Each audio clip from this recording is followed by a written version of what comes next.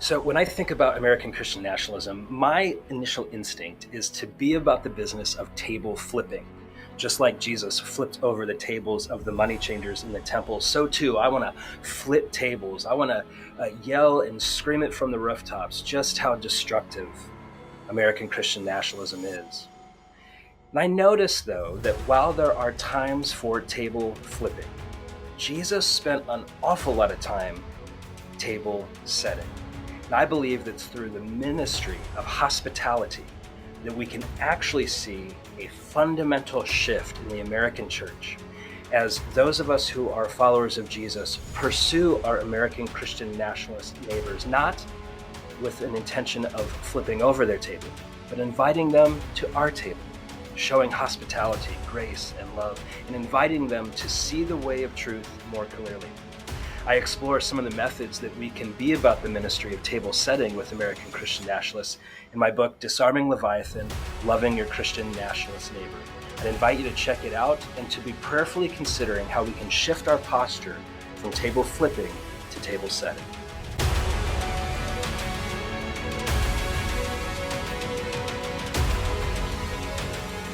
Hi friends, I'm at what is supposed to be the last baseball tournament of the year. They like to surprise us, so we'll see. But right now I'm in Maricopa at an MVP tournament. So MVPs from throughout the season got invited to play at this tournament. So it's a pretty cool opportunity. Thanks for letting me get away and support my son in his tournament. Here in a minute, you're going to see my interview with the author of Disarming Leviathan, Caleb Campbell. We sat down this week, and this is a special occasion for us to get to hear from the author of the book some stories behind the scenes, as to why he wrote the book and what was going on behind his writing in Disarming Leviathan. So I hope you enjoyed the interview. And then next Sunday is the first Sunday in Advent. It's the beginning of the Christmas season. And our Advent series this year is called Have a Great Christmas. And it comes from the Christmas narratives in Matthew, chapter 1 and chapter 2. And it will contrast the family of Herod the Great, the so-called king of the Jews at the time, with Joseph, Mary, and Jesus. And so I invite you to join us for this Advent series starting next Sunday. And then our Christmas Eve candlelight service is on Christmas Eve, December 24th at 5 p.m. We'll sing familiar carols and hear a brief message, and then close the service in what is an annual tradition now at the Well, singing Silent Night together by candlelight. So I want to invite you to have a great Christmas next Sunday, the start of the Advent season. And now let's watch my interview with the author of Disarming Leviathan, Caleb Campbell. Caleb, thanks for giving us some of your time here. I know you're a busy guy, and we appreciate your time here visiting with us at the Well. It's good to have you on. Yeah. Thanks so much for having me, man. Yeah, Caleb, as we were saying here before we started recording, about half of the Well has been reading through your book, Disarming Oh, cool. Leviathan, Loving Your Christian Nationalist Neighbor. It's been our all-church study. It's a sermon, small group discussion, personal reading, all been, going through your book together. And for the people who have, they're probably, they're wondering a little bit more about you, who you are, Sure. behind this book that we love and appreciate. And for people who, maybe this wasn't their time to go through the book, this will be a great intro to tell them at least a little bit about you and give them an idea of what the book is about. So, first of all, before I launch into a question, thank you for writing the book. You've given us a gift. God has worked through you. I'm sure we all agree at the Well, and really want to say a sincere thank you, man. That's very kind of you to say. Thanks, Ryan. All right, so let's dive in here. You talk about in the early stages of the book, from 2015 to 2020, some things were going on in your own congregation. It hit a crescendo, as it did for many of us in 2020. So, if you're willing to share more than you were able to in the book, when did you first begin to be concerned about Christian nationalism? Well, as a term, I don't think I was thinking about it before like January 6th. As a movement that later I would put together was just connected to like the religious right, moral majority stuff. Uh, I've kind of always had a suspicion or at least a concern about the conflation of uh, certain aspects of American political life with evangelicalism. So I'm an evangelical, and statements like democrats, which would be used in derisive, it's a derision against Democrats, but I would hear that. And I remember hearing that 20 years ago and thinking, like, come on, that's ridiculous. Or these voter guides that would be put in churches. It's like, oh, we're nonpartisan, but it's like the biblical way to vote is for this team. And there was kind of this subtle, and sometimes not so subtle, conflation of, generally speaking, the Republican Party with aspects of evangelicalism, as if to vote Republican was to vote the godly choice. And it was kind of a presumption or it was a subtext. And I would always be wary of that.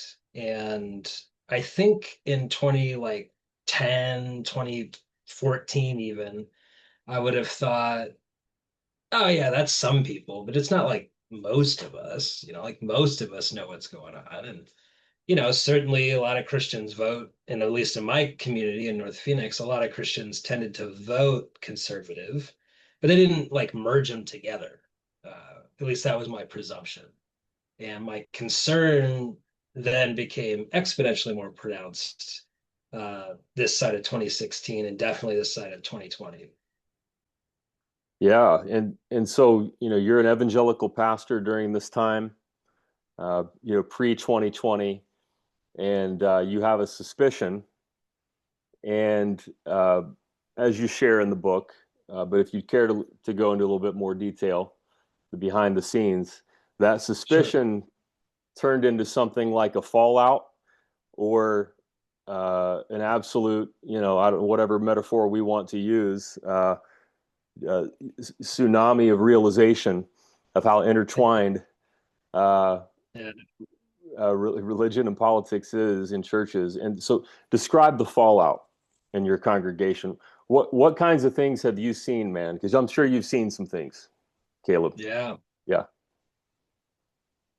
Well, some of the ones that come to mind would be accusations against me for promoting like an atheist or liberal agenda because we talked about immigration. Like, it's not right to put Mm, kids in cages, or yeah. the Bible says care for the immigrant. Yeah. Uh, Talking about racial reconciliation, which frankly used to be like all the rage in like 2012. I remember when Mm, groups, these national movements in the 1990s, groups like Promise Keepers, and the yes. 2010s, group like Gospel Coalition Yep. or Together for the Gospel, they would they would go, hard on the paint on racial reconciliation, but kind of this side of 2016, a lot of diminished. Definitely after George Floyd, it's just like a ghost town now. And we stayed the course. And so accusations about critical race theory, which I remember the first time I heard about it was from someone accusing me of it. And I'm like, I don't know what that is. And uh, kind of this mishmash of Marxism, eventually wokeness. Mhm, And usually there's just these terms of derision that generally don't have a ton of definition around them by the person who's using them. They mhm. just know it's bad and I don't like what you're saying, so you're Yeah. dismissed. Yeah. I had Yeah. somebody uh, early on in 2020 during the shutdown, after a few weeks of not meeting in person, they asked to use the property, and they were part of the church. They asked to use the building, and we said no. And so they did a protest service on the front lawn and live streamed it on YouTube. And at one point in time, prayed that I would be released from the Luciferian spirit of fear that Mm, had gripped me or something. And I had to Google what that was. Luciferian is like, oh, it's like Lucifer, satanic, that kind of thing. mhm. I was like, oh, that's that sucks. I got called a fascist, a Marxist, and demon possessed in the same week. And Covering the I full get that, spectrum. deal with it, but I was like, you can't do Marxism and fascism, I don't think. So maybe we just need to pick Yeah. one and Yeah. stick with. At least not in Uh, 1 week. It's tough. Yeah. yeah, it's tough to be the same in 1 week. Wow. Uh, Interpersonally, I've lost a lot of relationships that matter to me, friendships, people at church. I've watched marriages dissolve. I've watched kids, like children, adult children, stop speaking to their parents and vice versa. Uh, I've watched people like grown up, like adults, just break down and start yelling and screaming at each other at like the church potluck, Hmm. over what I perceive as like primarily online content that they're consuming. And then when they engage each other interpersonally, it just explodes. And so it's like they're getting Yeah. primed up on the computer screen, and then they come to in-person space and just, you know, and so I think the relational carnage is probably one of the hardest things Yeah. for me personally to endure, but then also to watch. Hmm. Hmm. Hmm. Because, honestly, man, like a lot of times people are blowing up over stuff. They just found out what they thought about it 10 minutes ago. Yeah. Like you take any of these national controversies or culture war issues, it's like a lot of times, and these are folks I know, like they weren't really thinking about it until somebody on a screen told them to think about it. And then they told them how to think about it. And then they told them how to think about the people who don't think the same way they think about it. So then they go back to their like loved ones and explode. Yeah. And Yeah. it's super sad. Yeah. I get like normal relational conflict, but a lot of this conflict just seems so it's just all over borrowed convictions that they Yes. picked up Right. by staying too late Yeah. on the internet. Yeah. Yeah. That's the phrase you use in the book, borrowed convictions. Yeah. Yeah. That's great. Yeah.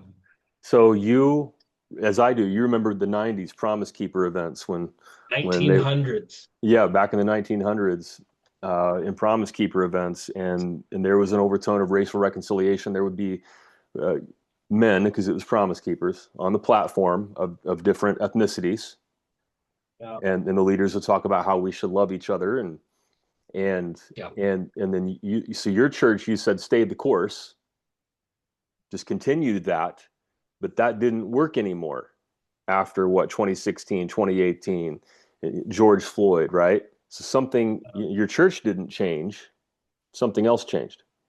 Yeah. I mean, I think the biggest thing that changed, or at least the volume got turned up on, is the anxiety and rage inducing talk tracks that a lot of these political leaders were using, and their pundits and Hmm. their, the talking heads on Yeah. screens. I mean, the Yeah. kind of like just watching from like Rush Limbaugh to through Tucker Carlson to today, like you just watch the vitriol ramp up. And of course, the other thing too, man, is like the anxiety around social change. Like the community is changing. I think 2020, one of the biggest things that season unveiled was how unstable we feel when the world feels insecure, and how quickly, in light of that Mm. instability, we'll reach out for anything that makes us feel powerful, even if it's a talking head on a screen who uses dehumanizing speech and anxiety inducing talk tracks. And I I think it was always there, but the volume got turned up on it as that whole, what felt solid started to shake in people's lives. And so they reach for the thing that they actually have their faith in, which for many people is political power. Mm. Yeah, that's a great observation, and that perhaps that got exposed, that got revealed. Is that what you're saying? Yep. Yeah.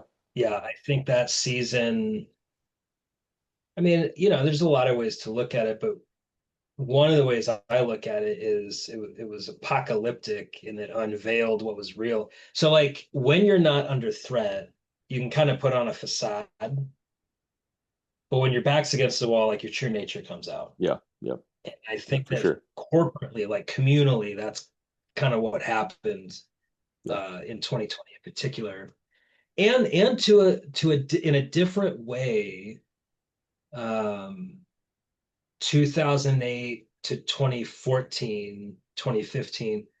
was a massive season of dramatic cultural change. Like you Hmm. just think about the national conversation around sex and sexuality, Hmm. gender, language, like conversations about gender fluidity, gender reassignment, surgery. Like that's a lot of cultural change in a short window of time. And for some folks, that change culturally felt like to them an instability, and so they're reaching for something strong. They're reaching for something solid, and for many of them, they reach for you know political power. Hmm. And one of those forms of political power that feels solid is the one who tells them to hate the people that they already hate, Yeah. and that that's okay, Yeah. and that we're going to keep each other safe by kicking them out, or whatever it might be. Hmm. Hmm. So the othering, or the capitalization on the anxiety about the other dramatically increased over the last 10 years. It just, you get a talking head on a screen who looks at you in the eyes and says, there's a scary outsider and they're knocking at your door and they're going to ruin your life. Give me votes, give me money, give me power, give me click, like, subscribe, and I'll protect you. You and me were in this together. Hmm. And that really ratcheted up. That's always been the case in American politics, but boy, did it become exponentially more accessible this side of Twitter. Yeah. Yeah. Yeah. So I Absolutely. think, Yeah. you didn't have to read a newspaper to get that kind of anxiety inducing speech. It was just you're sitting on the toilet reading it on your phone. You know what I mean? Like Yeah. it's just 24/7. Yeah. And Yeah. that's also a huge change. Is it put the fear mongers in my ear 24/7? I didn't have to turn the TV on for it. It's just, oh, it's always in my pocket. And I think for people who kind of assume, like, sure, we're pluralistic-ish, but like me and mine are still in control, when that starts feeling shaky, it's like we got to do something about this, because if Yeah. I feel like me and mine aren't in control, then I am unsafe. And I think that's the logical leap that gets made here in this talk track. Yeah. Yeah. Well, you shared a little bit about this in the book. Uh, would you care to go into more detail because it piqued folks' interests? What about your personal background Oh yeah. has perhaps prepared you to see the dangers of Christian nationalism, and then also given you a heart for viewing Christian nationalists as a mission field, not writing them off and abandoning them, but viewing them as a mission field? Yeah. Uh, so I say this in the book, but for those maybe not familiar, so when I was a teenager, I was a neo-Nazi skinhead, and kind of did that through a lot of high school. And I didn't go to college, but when I would have been going to college, I was doing that. And the reason why I became a neo-Nazi, which the ideology of neo-Nazi skinheads is white supremacy and white people are the master race, and the neo-Nazi part is kind of like you like Hitler and what he was trying to do, that kind of stuff. So this is the 90s for me. And a lot of times people think that you start with the ideology and then everything else follows. And that's just not the case, at least in my experience. I wasn't reasoning myself into white supremacy. Certainly, arrogance and pride and self-centeredness were there, like that. No denial there. That's definitely there. But I wasn't reading like genetics books and thinking, oh, I think white people have masturbation. I should go find some like-minded individuals to pal around with. What happened to me was I'm at a party. I'm desperately searching for safety, belonging, and purpose. I'm 15 years old. And there's this group of tough looking dudes with access to beer and girls. And they invite me in and they call me brother and they say that we're going to have each other's back. And so if I'm part of the community, then I get what I desperately need: safety, belonging, and purpose. Now, what they were offering was a fabrication. It was a facsimile of safety, belonging, and purpose. Because if I asked the wrong questions, I would have hit the bricks. But as long as I conform to the norm, I'm in. And for a few years, I did that. And I started, as I'm like late teens, early 20s, started asking questions to myself, dare not ask them out loud. Like, is this really working? Is everything that's being said actually happening? And felt like there was a lot of hypocrisy, and what was being said and what was actually happening were not congruent. So, and I'm glad to go into this maybe another time, but through a variety of different circumstances, I was able to kind of move away and move up to North Phoenix and get out of it. This is at the same time that I mean, I was a drummer and started playing the drums at Desert Springs Bible Church, which is the church I'm now the lead pastor of. And so that was kind of my transition out of that skinhead movement and then into a church. One of the reasons I think it was so easy for me to say yes to drumming in the church is because I was saying no to the skinhead stuff now. And now this need for safety, belonging, and purpose is like front and center again. And I never would have articulated this that way then. Like, I was not thinking in these terms. Only after years of reflection have I been able to articulate it this way. Also, however, as I've reflected on my life and my experiences from years ago, I can see in my behavior and my desire and my need the same thing that I see in many people who are turning to American Christian nationalism. I'm not trying to equate American Christian nationalism with neo-Nazi skinheads. What I just am trying to notice here is for many people who are inside of American Christian nationalism, the American Christian nationalist movement, they're there not primarily for the political ideology, but for the tribal identity, the communal belonging, Mm-hmm. the safety, belonging, and purpose, again, Yeah. tethered to the anxiety around pluralism. Mm-hmm. And and one of the reasons like why I'm so convinced of this is I've had conversations with hundreds of people who are in this movement, and rarely can you have a more than 5 minute conversation about politics. Like there's just not a whole lot of deep thinking about like political theory, political ideology. Like at the end of the day, it's a lot of talking points that get not regurgitated, that get repeated to communicate I'm part of this community. And Mm-hmm. that's what's really important is that my community is safe. Yeah. And so the political ideology only serves to empower the tribe, the community, and of which the individual belongs to.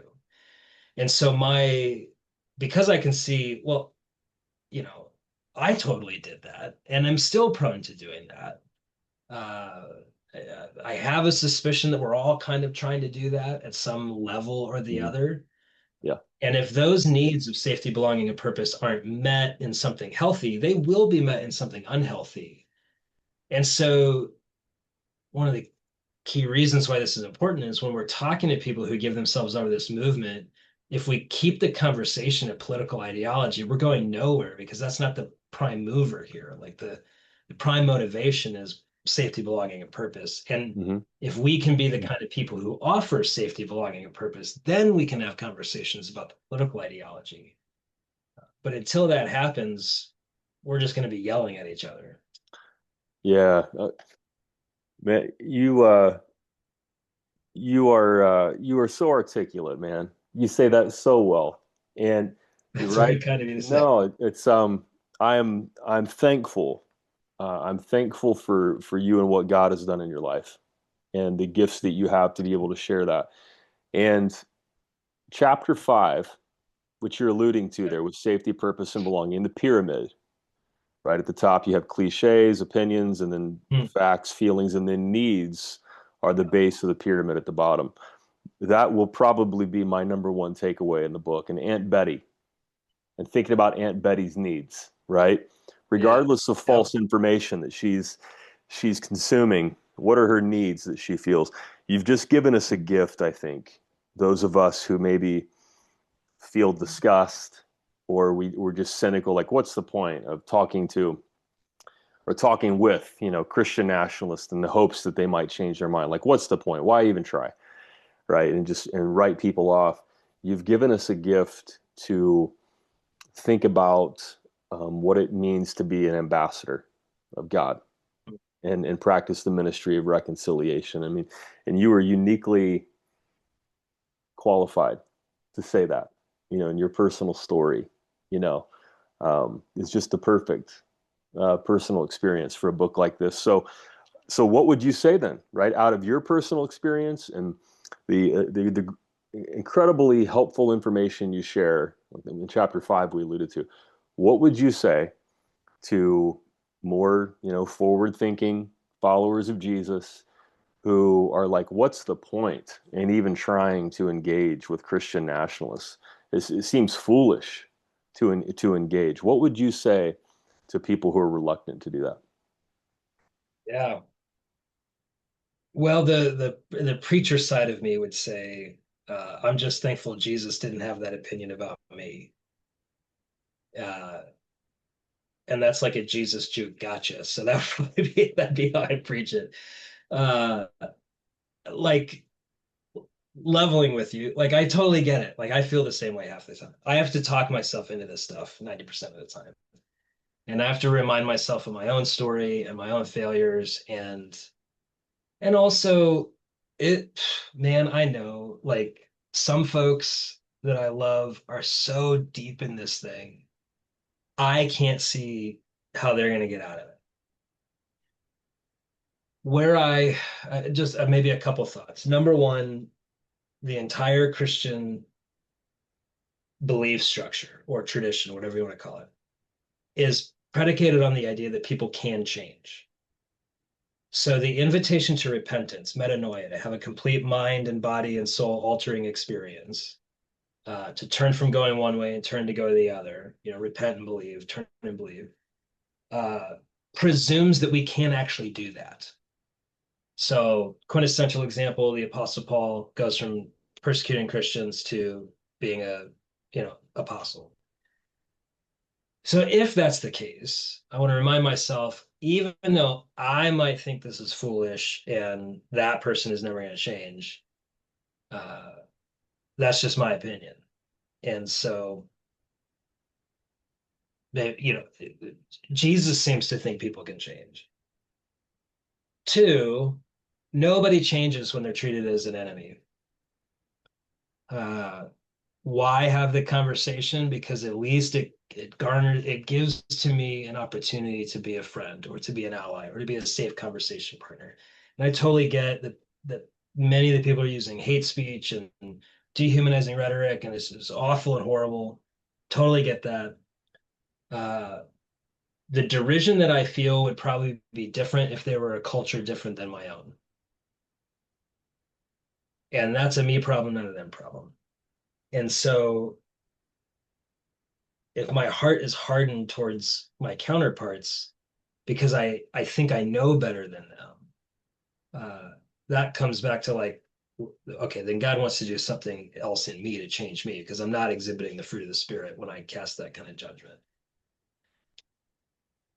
Caveat would be there are some occasion where there's a person in our life that is exhibiting this type of behavior, and it may be harmful to me. Mm-hmm.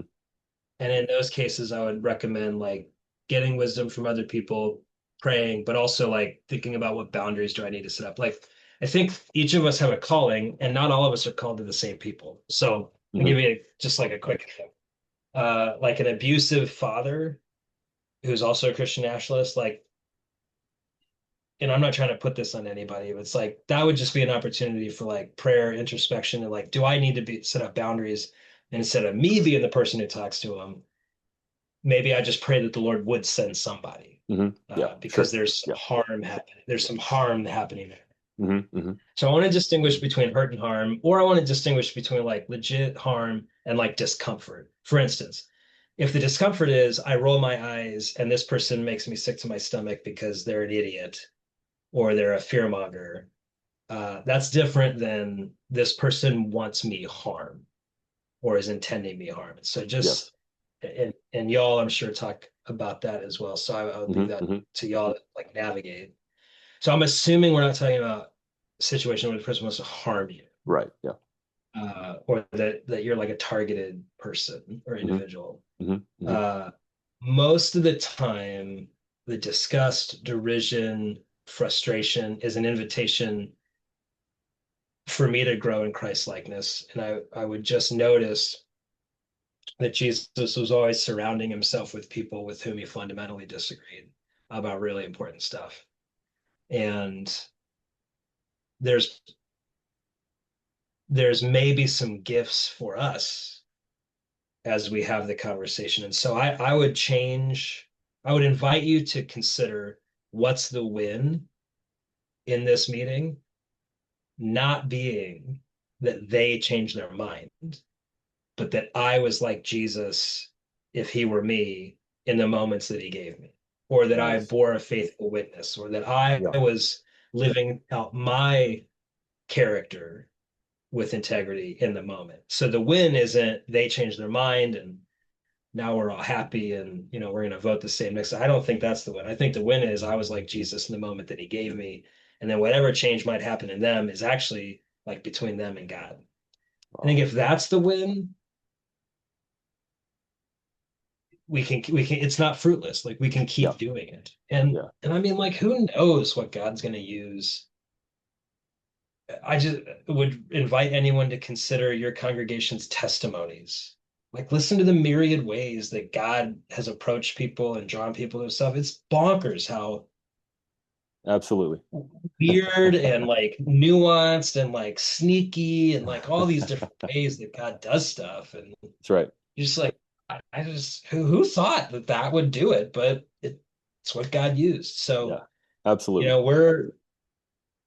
I mean, I don't mean this derisively, but like we're tools and that's about it. And so if he wants to use me as a tool in that circumstance, great. Yeah. Thanks for that answer. I think that's a lot of folks' number one question about the book, and you deal with it so well. Chapter 6, you talk about preparing your heart, right? Self-care. You talk about the difference between hurt versus harm, right? We're not expecting people to engage with abusers, right? Who are targeting them, Right. right? And then what I personally appreciate, and I think probably applies to the majority of us, is what I'm experiencing is hurt, yeah, but it's hurt as in discomfort, and then it's hurt that I will then turn into disgust and judgment and write people off Yeah. instead of engaging with people the way that so many people have engaged with me over the years. Because Right. I'm a work in progress, right? I've Right. changed so much. 17-year-old me would be terrified of 48-year-old me. Oh, yes. Yes. Right? And we all grow, hopefully, right? So, Caleb, but you've given us a gift. I know when we met a few weeks ago online, I just found myself saying that to you, that you've given us a gift. I mean, this is a gift. And that's why we've been studying it as a church. And I know, yeah, I mean, I would imagine you've created a bit of a movement here with this book. And I just want to see it grow. Thanks, man. Absolutely, absolutely. So thank you. And if I could, as we wrap it up here, and it's okay to be honest here, what do you think the future holds for Christian nationalism in the United States? And we'll figure out a way to end up smiling and laughing if the answer isn't so great. Right now, we'll work our way out of it, but it's okay to be honest. Yeah. Yeah. Where do you think we're headed? Gosh, it seemed this is all conjecture. Like this is like I'm by no means an expert at this stuff. It seems to me that the modern American Christian nationalist movement is so pronounced right now because it is Christendom's dying grasp on the political West. As I look across the West, Europe, South America, North America, the collapse of Christendom, like Christian kings who had divine right and divine sanction, that collapsed, but not so long ago. When you think in terms of like zeitgeist, like what's in the water, Yeah. I think you had a massive influx of pluralism, secularism, materialism, humanism, all that kind of stuff within a couple hundred years, like massive. And yet it didn't like conquer over these desires for a Christendom type thing. But and so there's kind of this pushback now, I think, against pluralism because pluralism continued to expand and it expanded well beyond a lot of people's expectations culturally. Not saying Merry Christmas at Starbucks is an example of you don't have a king who decrees to all of the marketplace, you will do Merry Christmas. And there's a lot of lament and a lot of loss and a lot of anxiety about all these different issues, what usually referred to as cultural war issues. And so Christian nationalism becomes it's Christendom rewired, repackaged. Mm-hmm, mm-hmm. And so we reach for Old Faithful when we're anxious about cultural change. It's like reach for Old Faithful. Let's get a Christian prince back in charge and tell everybody to be Christian. Of course, a review of history would tell you that what was going on was not like Christ-likeness. It Mm-hmm. was just a lot of crosses drawn on stuff and, nomine patria and all that kind of business. And certainly there was a lot of good in that. There's also a lot of corruption and evil. And in a lot of ways, it didn't look like the kingdom of God. Mm-hmm. So I think what we'll probably see, at least in the West, is the Christian nationalist movement get dominated politically, like being conquered over politically, and then a lot of pressure put on Christianity to keep that kind of Christian nationalism stuff at bay. So I think the church will experience a lot of pushback because the church gets wrapped up with Christian nationalist movements because they've not distinguished themselves, frankly. Mm. And I'm thinking in terms Absolutely. of like tax exempt status, certain benefits from being a nonprofit, stuff like that. Like, I don't think Christianity will go underground in America. I just think that our favored place as like nonprofit type stuff, because so many became political entities and not like actual churches, that you'll just probably see a backlash against that. And a general cultural, like a general societal distaste for anything that smacks of Christian nationalism, which is frankly crosses Mm. and statements like Christ is king and all of life, is all of Jesus. These are like normal statements that I've heard in churches, but now they've been co-opted by the Mm-hmm. Christian nationalist movement and they've Yeah. become Yeah. extremely kingdoms of this world oriented. So I think that's Yeah. where I think we're headed. Wow. Well, we're certainly in the middle of the journey here, and Yeah, right, and always, baby. and a lot of work to do for those of us who, we see a different Jesus in the Gospels than we see, you know, in Christian nationalism. So, Right. again, Caleb, you've given us a gift here. I think it's just getting started. You're right.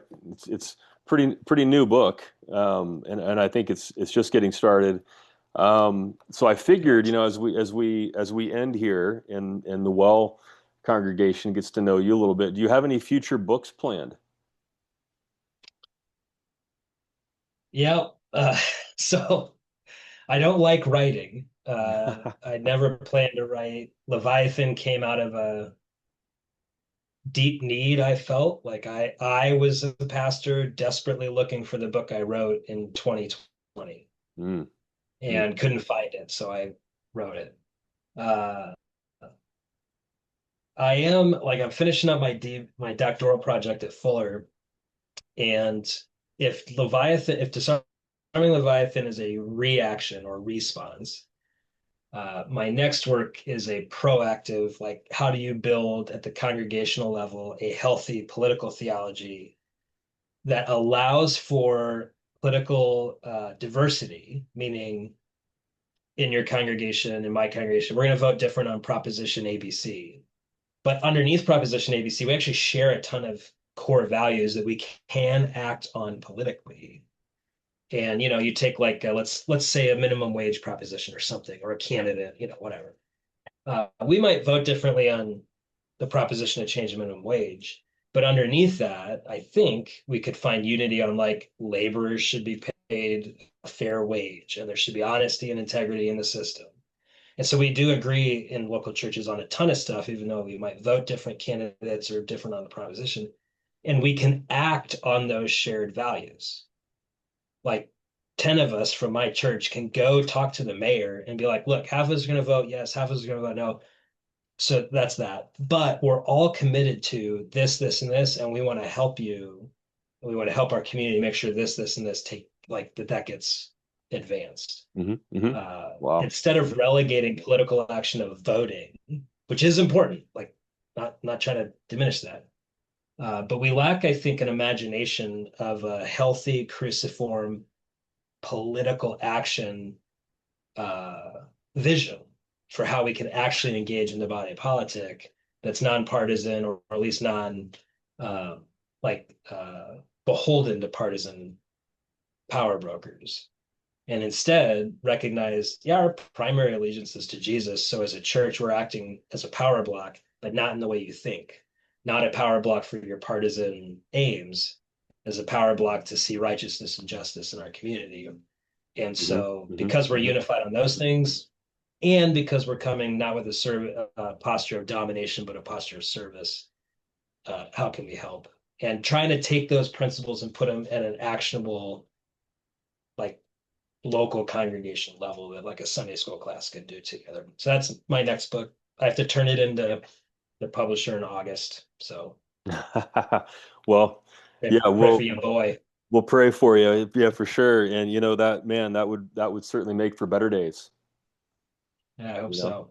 Yeah, wish you the best and look forward to reading it. So, Caleb, the author of Disarming Leviathan, Loving Your Christian Nationalist Neighbor, it's been a great study for us at the Well. God bless you, man. Thank you for letting God work through you, and thanks for spending time with us today. Yeah, thank you all so much.